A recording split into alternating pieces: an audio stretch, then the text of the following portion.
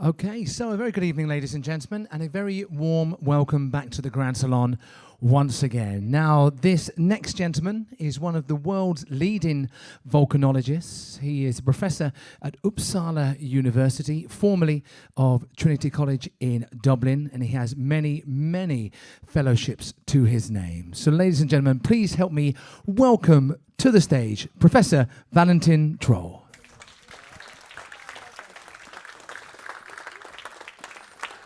Thank you so much, Robert, for your kind words, and thank you for joining me. The lecture today is going to be a little similar to the one we had on the Hay Day, where we couldn't go into port, and some of the guests were leaving us in Reykjavik, so we made the call that we would give that lecture because we had so much interest. And today it's going to be similar, but I added a little sparkle because I was visiting the exclusion zone 3 days ago when we were in Reykjavik, and I had my field assistant with me, my daughter Sophie, who is there in the audience, and we had sample permit, and so I'm showing some samples out there. If you're interested, have a look, and I'm going to show you some videos from our little fieldwork day as well. But, well, let's go into it. As you all know, there has been a series of volcanic eruptions on the Reykjanes Peninsula over the last 3 years, and 8 of them have already occurred, and we are anticipating another one any day now, and that would be number 9. And well, before we go into the actual eruption events, let me talk a little bit about why we have eruptions on Iceland. Iceland sits on what is known as the Mid-Atlantic Ridge. This is a large fracture system that spans the entire globe, actually, and it goes through all the major oceans. And in the Atlantic, it goes all the way from north to south. It's a spine, if you will, where new volcanoes are erupting all the time, and the Atlantic is spreading. It spreads at a very, very slow rate. It's about 2 centimeters a year. To give you a flavor, that's about the speed with which your fingernails grow. The Pacific is a proper ocean.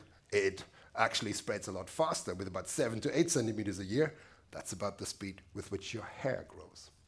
So the additional feature on Iceland is that in addition to that spreading center, we also have a mantle plume. We have a heat anomaly that comes from deep inside the Earth, and it pushes Iceland up.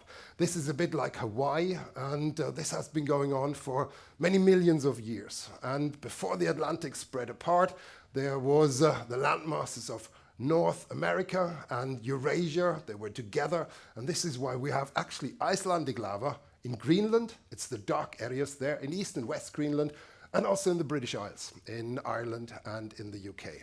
But they have been pushed away over millions of years from the center of the activity, which is still going strong, and that is Iceland. Iceland has several volcanic zones that are pretty active, and one of them is the Reykjanes Peninsula. The Reykjanes Peninsula hosts Reykjavik, of course, and it actually hosts 70% of Iceland's population. Well, as you know, Iceland's population is not very large, so it's only 350,000 people, of which most live on the Reykjanes Peninsula.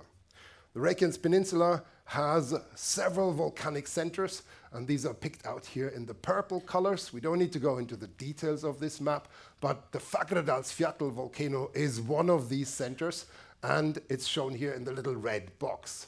There are several others, and we'll come to the Svartsengi system a little later. And here, the plates are spreading apart, but it's not as simple as they always kind of make it sound in the textbooks. It's not going like this. It's actually going like this. It's a leaky transform fault, as we call it. There's an oblique shear, and when this happens, there's an opening, and these openings, they are allowing magma to rise up. Once magma reaches the surface, it becomes lava.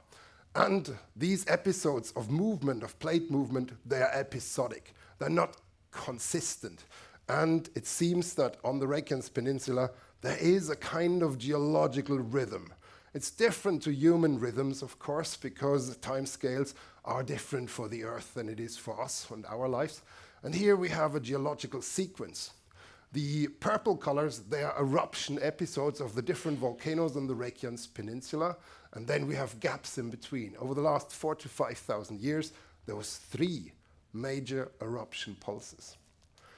Eruption period 3 was about 1,000 years before we start to calculate our time, and there were several hundred years of intense activity all along the peninsula, followed by 7 to 1,000 years of inactivity. Eruption period 2 was around about up to, well, our time calculations, and again, several hundred years of activity, followed by inactivity of 1,000 years approximately. And then, round about medieval times, 1000 AD, we had another one of those periods, and then again, 700-800 years of nothing, and now the eruption seems to come back. It seems to actually hold the rhythm. And I'll talk a little bit more about what this might mean in the future. But I think it's not rocket science to conclude that now with 8 eruptions in the last 3 years, we are in for more eruptions to come. So, leading up to the Geldingadali eruption, the first one of the Fagradalsfjall series, it started actually already in December 2019 that there was more earthquakes. And then in March 21, the earthquakes led to intense earthquakes up to M5.6. That's a pretty strong earthquake. From about M4, you have cups falling off the shelves. M5 is quite unpleasant. And then we had an increase in tremors. 40,000 tremors were recorded by seismographs. Tremors is bzzz. It's a shaking, a very consistent shaking. We believe it has to do with gas in the underground. And eventually then the eruption started on March 19th with effusive activity. And here is one of the very earliest lavas that were erupted there on the 19th of March. And it started in the evening of that day in a place called Geldingadali. The early days of the eruption saw a large fracture opening up, a fissure. It was 600 to 700 meters long, and it began to erupt lava. On the 13th of April, 4 new craters formed, so the fissure was starting to develop little volcanoes, if you will, and it wasn't erupting all along the fissure anymore. It's very characteristic that fissure eruptions, they tend to cluster towards single or isolated vents with time. So lava output had been somewhat reduced by then, and certain little volcanoes were starting to develop. So here's a few impressions of the very earliest lava, and there you see the lava spreading on on old ground, new lava on old ground. And if you have moss there, well, the moss starts to burn, so you get moss fires. If you have only soil, then there's no such thing. One of the real issues is actually the moss fires, because they make a lot of very poisonous gas. It's not very good for you to inhale, and this is one of the issues there. Let me give you a flavor from very early days of the eruption in 2021, and here is a little sequence of events. It's compressed, so time is running very fast here, and you will see day and night. Let me get going on this.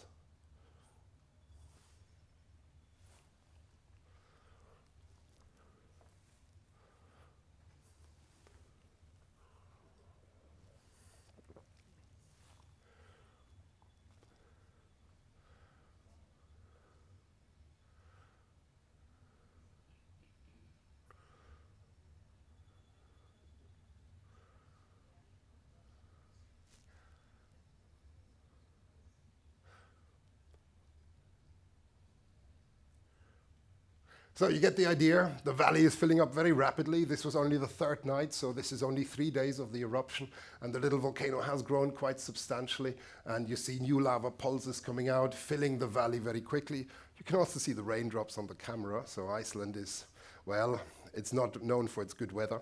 And here we see a little bit of snow as well, and this was in spring, of course. And there you can see how the valley gets filled, and eventually the valley spills over because the valley is full and there's outlets on the other side, and then the lava was spilling into other valleys. I think we get the idea now. We shall move on. And here is a little map. Geologists love maps. And here we have the initial crater row, and the craters have little numbers. That's what we do in order to give them a time sequence. And you see on the right-hand side, there was the spilling of the lavas into what's known Meradalia, another valley here. And the craters, that's a very interesting story, because initially, as I said, there was a fracture, a fissure, and here's an impression of the fissure. This was the original fissure very early on, and then the fissure develops these little cones along it, and here we have several of the vents, and the vents will start to be active almost independently then. And the first one is obviously the oldest, the second is the somewhat younger one, etc., etc. So here's vent number 2, and there's a helicopter for scale to give you an impression of what the size of this is. And here is vent number 3. And then we have another impression of vent number 3 here. And this is the crater row with the different vents, and this is from early in the eruption. And there you see vent number 2, and they jump backwards and forwards. And there's a tiny little vent, vent number 5. And vent number 5 was, well, very, very small to start with. And nobody had great hopes for vent number 5, but it turned out vent number 5 was the one that prevailed. So this is a good lesson, and I always teach it to my students. You may start small, but if you are working hard, you can achieve greatness. This is vent number 5 at the end of the eruption. And this was the biggest of them all, and it really towers over all the others. You can see it from the distance. Vent number 5 was really showing the biggest topographic elevation. And let me give you an impression of vent number 5 when it was really going strong.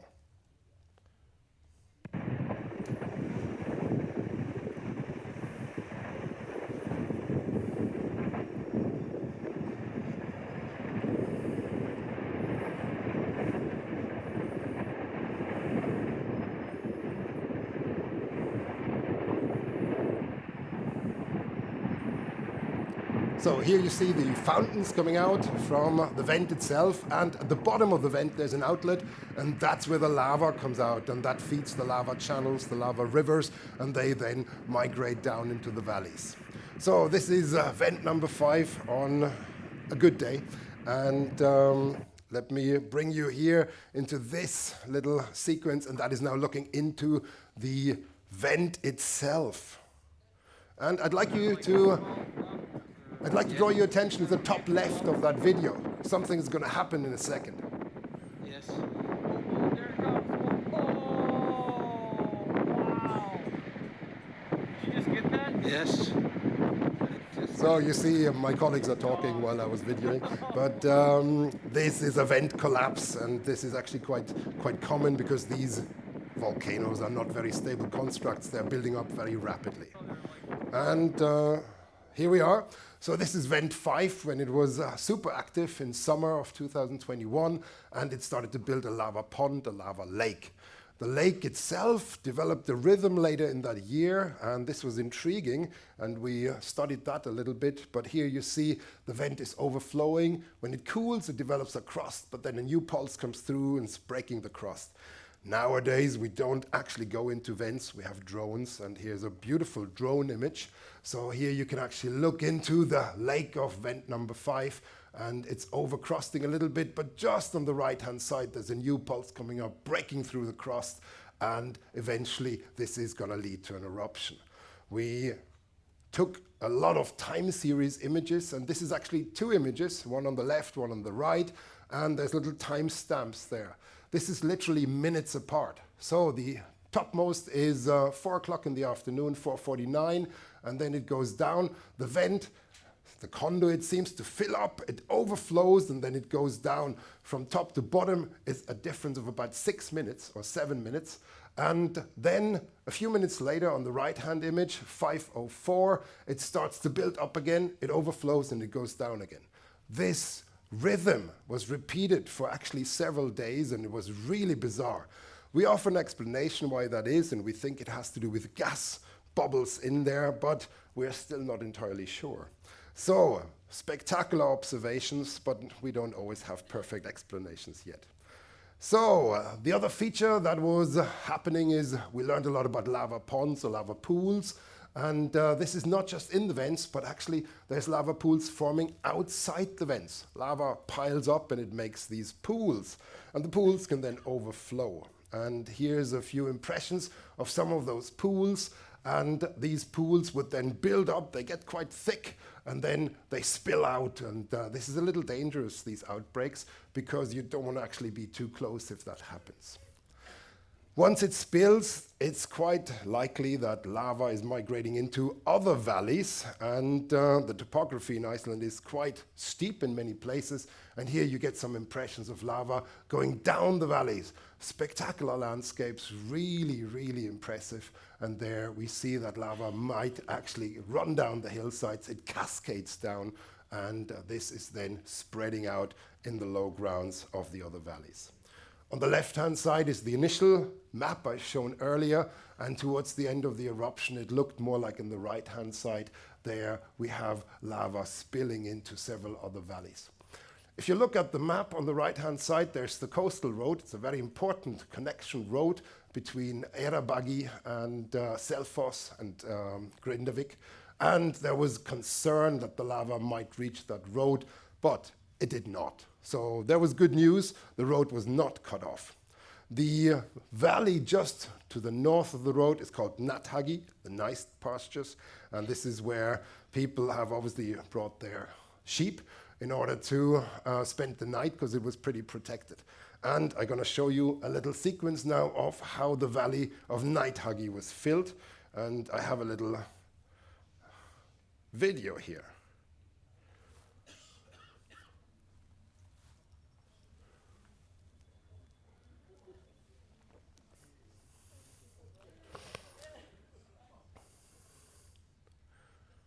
This is very interesting because now you see the lava is thickening, although there's no flow at the surface. There's likely flow under the surface. So, and there's also gas, and it may actually inflate because of the gas making bubbles. So this is now the Nathagi Valley being completely full. And there's a little bit of rain every now and then. It's Iceland after all. So here is a little impression, and on the right-hand side there is a thickness map, and the different colors give different thicknesses. The blues and purples are the biggest thickness, and obviously near the vents the thickness is on the order of 100 meters and above, and further down into the valleys the thickness goes lower, less than 10 meters. At Nathagi the thickness is very low, and I pointed out the road down there, the Nathagi lavas never made it to the road. Praise the Lord. So this has prevented a little bit of a traffic chaos. However, there was something else going on, and that is, of course, you learn from eruptions, and the Icelandic Civil Protection did several experiments at the time. They were burying all sorts of fiber optics and cables and connection things, and they put them in Nathagi, hoping that the lava will run over them, and then they could test whether the connections hold. Well, the lava didn't make it, as I said, so the experiment failed.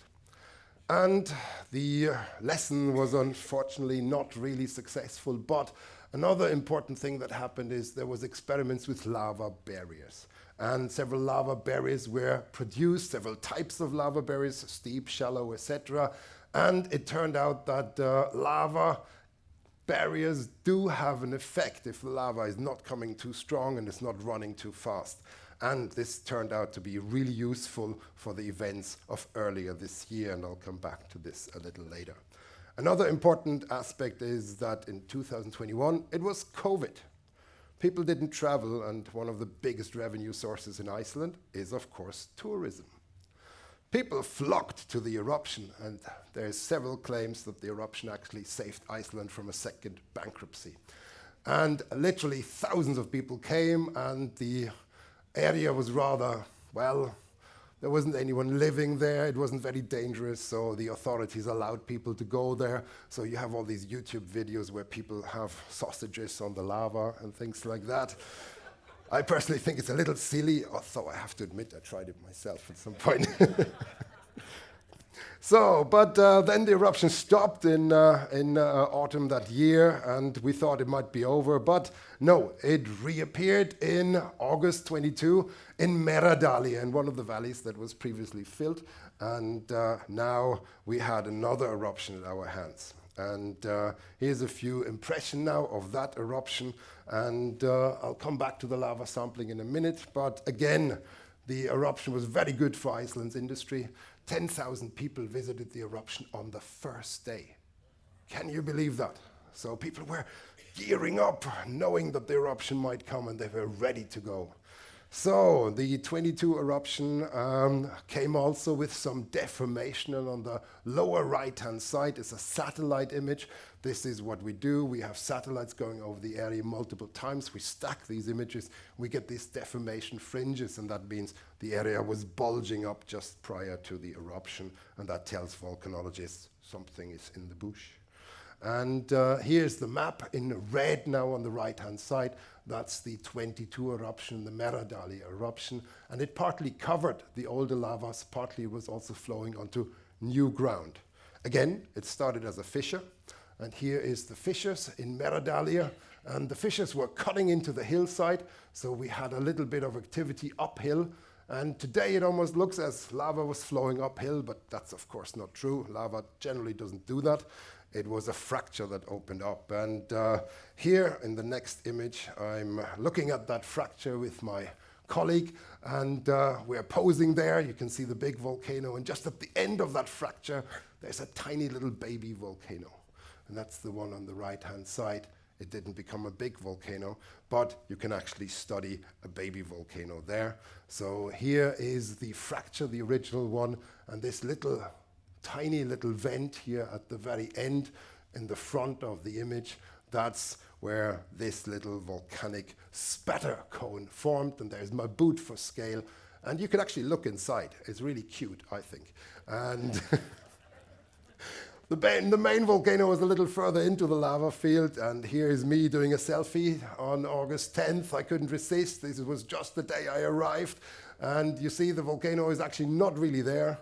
August 12th, the volcano has grown a little. This was not a selfie. Obviously, somebody took that image. And then August 13th, it's grown a fair bit. August 15th, it's a real volcano now. And then this is also August 15th. And let's go on. This is August 17th, and it's now grown into a full-scale volcano. And there's a little overfly video, which I'm going to quickly show you.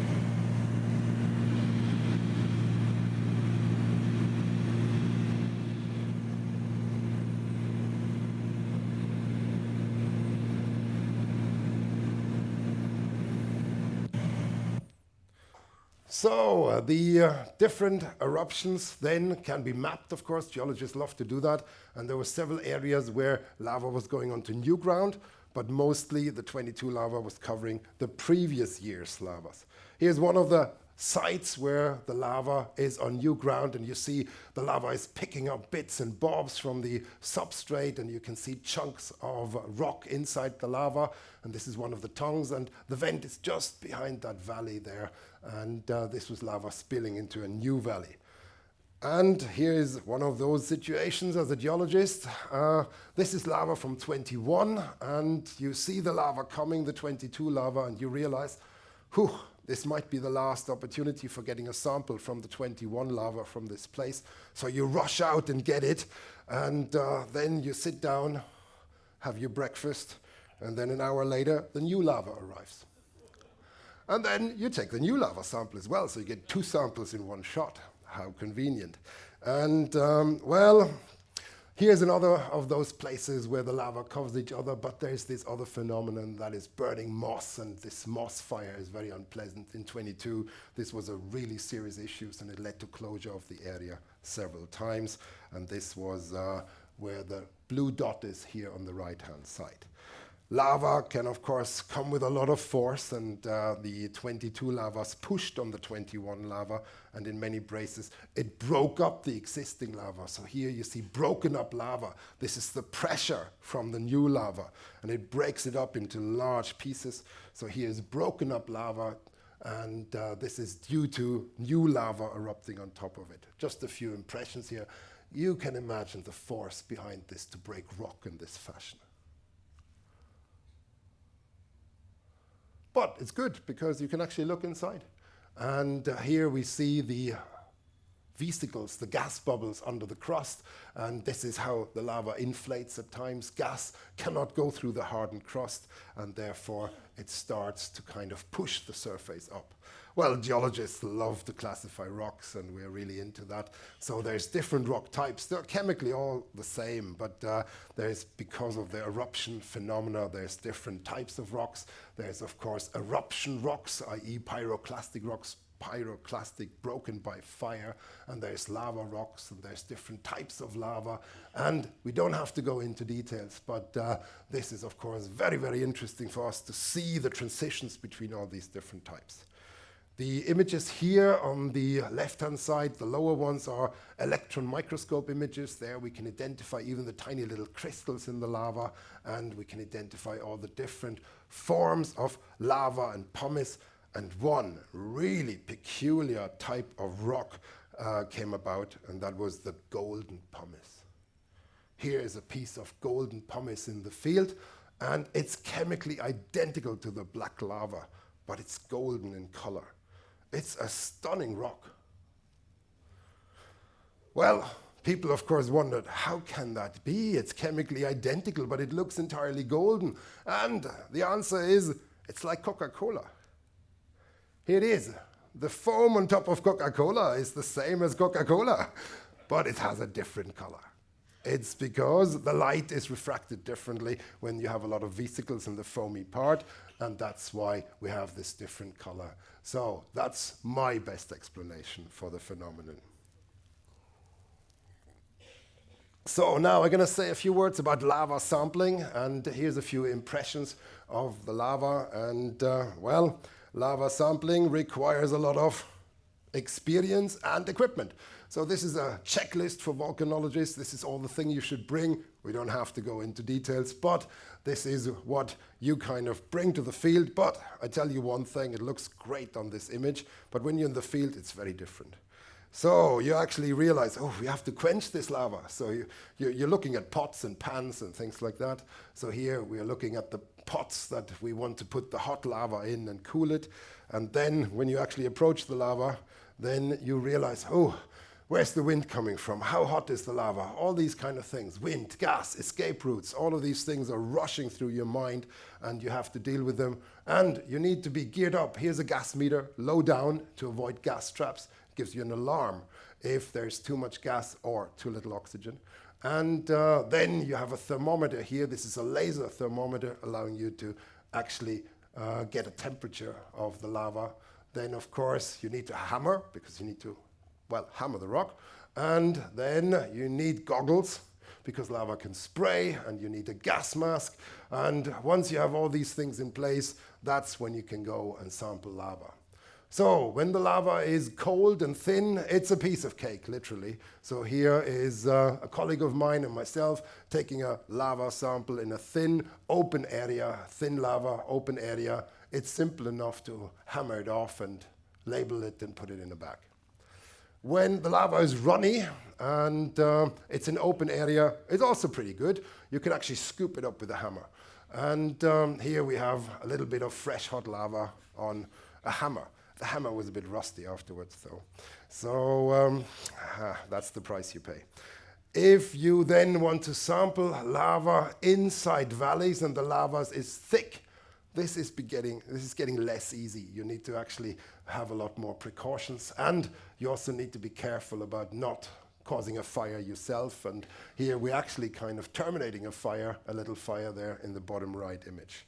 So when the lava is liquid inside and you are in a valley, it's challenging because you want to avoid causing a lava outbreak from interior parts of the lava field, and you need to get a good estimate for the temperature. The lava needs to be hot enough for a liquid sample, but not too hot so that you cause an outbreak of liquid.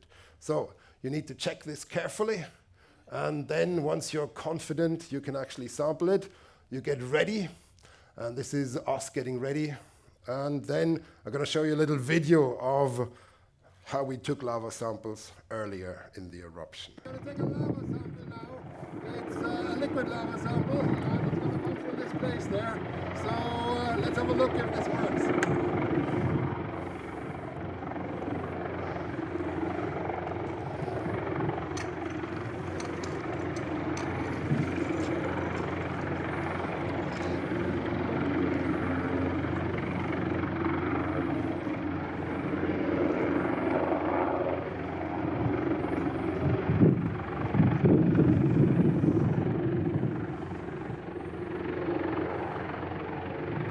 And then, of course, you put it into the little pot and you cool it, and then you can bring it to the laboratory. So, and you do this many, many, many times over the course of an eruption. It's almost a daily effort, and then you get these lava rocks that are still kind of warm, and then you back them up just about the right temperature that they don't melt the plastic bags. And we did this for hundreds of samples. So here's all the different sample sites of the lava field. And on the right-hand side, just to give you a flavor, is the geochemical data we are producing from that. And the interesting news is that the chemistry of the lava was changing throughout the eruption. If you're interested, we can talk more about what that means. It's maybe not the most important thing for this presentation, but the chemistry changing is, of course, scientifically very, very important for us to understand.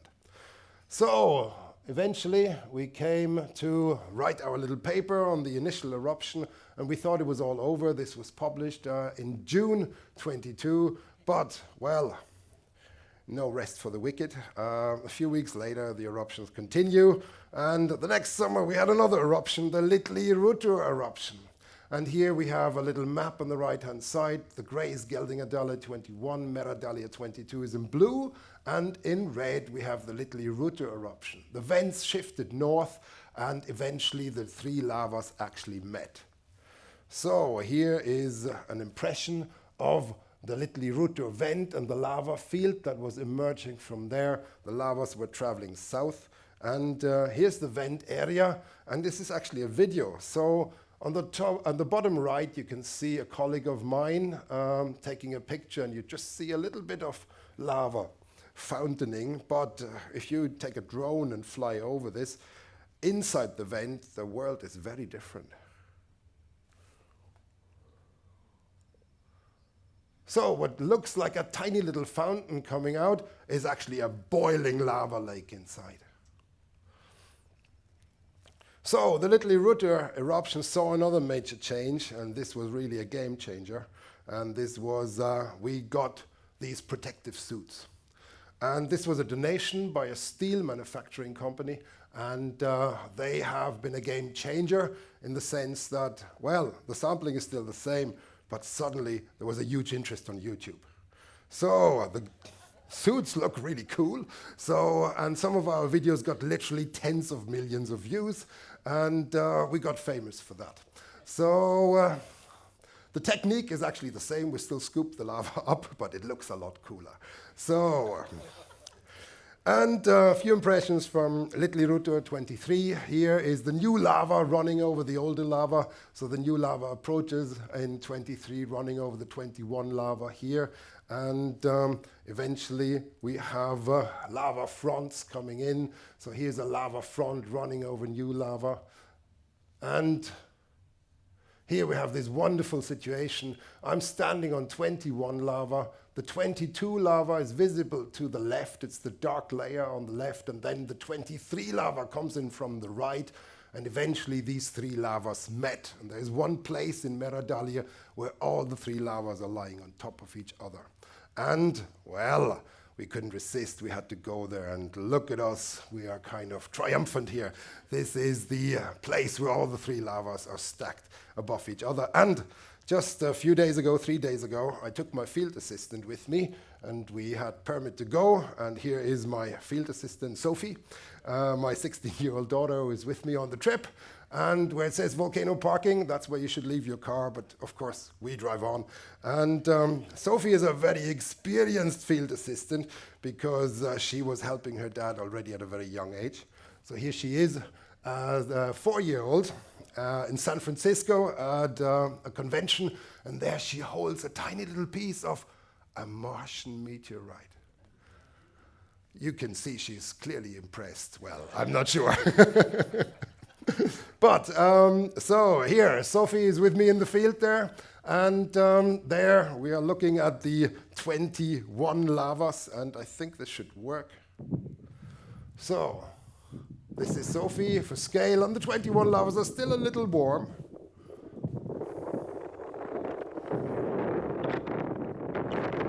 That's the wind, it's not the volcano, I'm afraid. So, and Here's a few more of those impressions, and there's a beautiful shot on the left where you see the 22 lava flowing into a crack of the 21 lava, and there's a few more little video clips. They're all very short. Let me run them quickly. So here is still gas coming out, and Sophie used the opportunity because it was pretty cold, and if you put your hands in the crack, it gets actually quite nice and warm.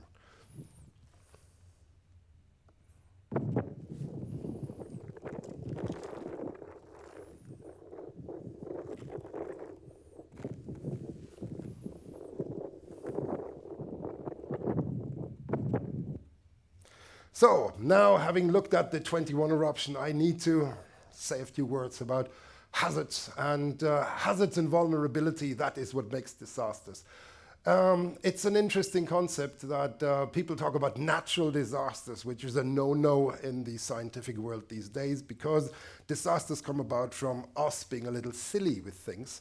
And it's actually that nature does what nature does. It's us who are putting ourselves in the way. And this is where bad things happen. So the eruption started off in 21. It was quite a remote place, but it was already obvious back then that there is some vulnerability spots. I pointed out the coastal road in the south of the lava field. You can see the lava field on the right with a little volcano orange dot. But there's also the town of Grindavik, and there is the Svartsengi power plant and the Blue Lagoon. You can see this turquoise little area there in the upper left-hand red cycle, and that is the Blue Lagoon and the Svartsengi power plant. So the other thing that was early on identified as a vulnerability spot is the Keflavik airport, because the Svartsengi power plant actually supplies all the electricity and heat, the hot water, for Keflavik airport. And without electricity, it's hard to run an airport. So this is the largest of the airports in all of Iceland, the only big, really seriously big international airport. And if that wasn't operational, it would be tricky. People ask very frequently, is there problems with airspace? Is there problems with air travel, like in 2010 with Eyjafjallajökull? And the answer is no. It's a very different type of volcano. There's a little bit of gas coming up, but it's a rather low cloud. Airplanes can fly around, no big deal. Sometimes you get condensation. This is not an eruption cloud, this is a condensation cloud. The eruption cloud is almost not visible, but it brings a lot of gas and aerosols, little molecules, and then you get water condensation, so you might have a condensation cloud. That is not a huge problem, even if an airplane would go through that. But one thing that the Icelandic colleagues and, of course, all the other volcanologists have identified is if the eruptions continue, there may be problems for the larger infrastructure and the larger traffic situation. This is a very complicated map. It looks at all the rocks there, but I'd like to point out, draw your attention to the pink rocks. The pink rocks are the lavas of the last eruption cycle from medieval times, and these reached the south and the north coast, and that means both highways in the northern part and the southern coast would be at risk if eruptions continue and there's more lava coming out. And in the bottom image there is a big aluminium smelter. And the aluminium smelter is, of course, a very useful thing because cheap energy in Iceland allows you to smelter aluminium ore. There's no aluminium ore in Iceland, it all comes from India. But the energy situation is very advantageous there, and therefore you can do this. And let's see whether I can get this pointer to work. Here we are. And the aluminium smelter sits right here at this point where the arrow is. And well, if there's more and larger lavas, the aluminium smelter may actually be at risk as well.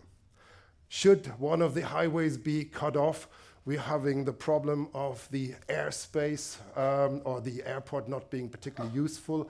There's two other larger airports. One is in Akureyri, where we've just been, and the other one is in Egilsstaðir. Unfortunately, both of them are far, far away from Reykjavik, where most people live. So this is going to be very challenging, and an air bridge will be potentially very difficult. So from an infrastructure point of view, there will be some head scratching ahead. So this was all about the situation 2021 to 2023, but then the volcano played a trick on us. It shifted its activity towards the west. and it did so just before Christmas. I just came back from the annual American Geophysical Union meeting, and I land at the airport in Stockholm, and I look at my phone, and it had started. But it had started 7 kilometers towards the west in the area around Svartsengi, just next to the power plant. And a new volcano started there, and it erupted very frequently over the last few months. And here on the right-hand side at the bottom, we have the swelling, the deformation in the different colors, and the whole area round about Grindavik and Svartsengi is being pushed up, and it erupted. Well, the lava was moving towards Grindavik, and barriers were put up really, really quickly, but one of the fissures opened up inside the barriers, and there's nothing you can do, and it hit the town of Grindavik. Several houses got destroyed, they were burning. This is going to be a video now from April this year, just to give you a flavor. The Svartsengi lavas are quite runny, actually.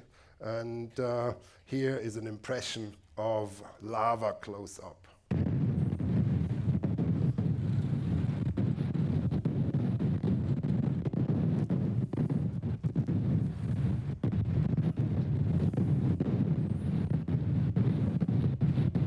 So it gives you a flavor for how fast lava is generally moving.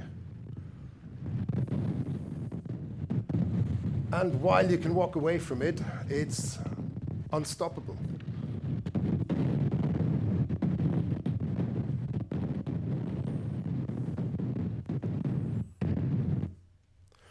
And within just a few months, we had a large lava field developing, building up at Sundhnukur. And Sundhnukur is the crater that then developed. And there we have the Sundhnukur lava field. This map is already outdated because it doesn't have the June eruption on it. The lava has progressed further towards the south and further towards the west by now. And you can see the two lava fields, the 21 to 23 and the 23 to 24 lava fields from the different sides. So they're not super far apart. And yeah, unfortunately now the eruptions are of the same nature, but they are affecting infrastructure and population centers. So the Icelanders have experimented early on with the lava barriers, and they are pretty successful. The map on the right-hand side in red, there's red lines. It shows the lava barriers, and you can see the lava was flowing around Grindavik. The lava barriers are pretty high, and they have gaps in them for the roads, and they can close the gaps within an hour or two. There's a whole fleet of caterpillars and trucks on standby, and these lava barriers have proved enormously efficient. The Grindavik situation is less pleasant, and this is images from just a few days ago. So here we have lava incursion into the village, and some of the houses got swept away by the lava. And here, well, this lucky chap had a fence that was able to withstand the lava. I would market that if I was him. But of course, this is sheer coincidence. So the lava was just running out. And this is footage from just 3 days ago. So here is a lot of fractures that opened up. Here's one of the houses that got bent. You can really see the bend in the house, and there's Sophie for scale. Other houses got fractured, and this is actually a little video. Let me show you. Hello, I'm here in Grindavik, and I'm just looking at the various damages. We have it July now, 24. This is from earlier this year, and here you see the road has been filled in. The crack that went through the road has been filled in, and there is a metal bridge over it now. But the cracks continue, of course, beyond the road. These are cracks that come due to dike intrusion, but also due to tectonic movement. And there's a building here, and of course the building is affected as well. So here you are, a big crack in the building, and over there is another one. There's a few smaller secondary cracks here as well. Let me get a little closer. Well, I think you get the idea of the cracks here, and this is, of course, a very serious concern. The Svartsengi power plant is supplying not only the airport, but also Grindavik, and Grindavik is now evacuated, and here is a drive-by video of the electric power cables. Hello, I'm here just outside Grindavik, and we are just passing one of the electricity poles that was taken down by the May to June lavas, and here you can see it. So the pole is still there and the cables, and yeah, we're driving by. We're not allowed to stop on the road here, so but you can get the idea. So the lava has dismounted this one, and the cables are still kind of there. They have fallen onto the lava, and of course this is no longer active at this point. So, and this is the youngest lava in all of Iceland, and there's a specimen over there, and here's my field assistant Sophie for scale. And there's one of the vents in the background. You can just about see it. It's still producing a lot of gas. It's still steaming, if you will. And you can also see that the lava was pushing the soil up the hill. So you can really see that little dam of soil that was pushed up by the lava. It comes with quite some force. And here's a little video of the vent, and I can go a little closer.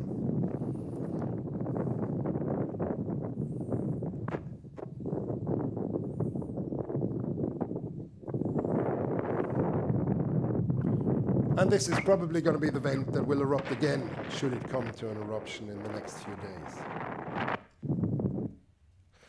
And this is the lava itself. So this is the beautiful lava that we sampled. This is the outcrop, the place where the lava specimen that I have on display is coming from.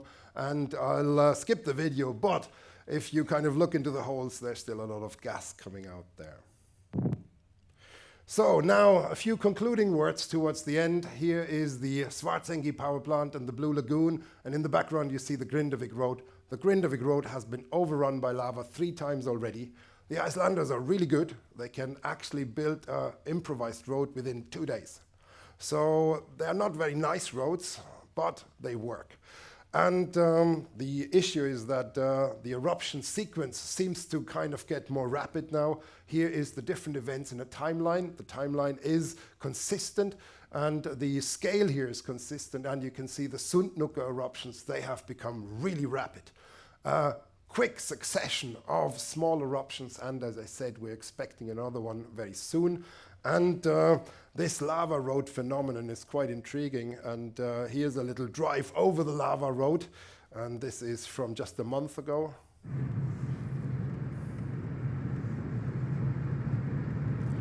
You're not allowed to stop, and you don't want to be in a traffic jam there either.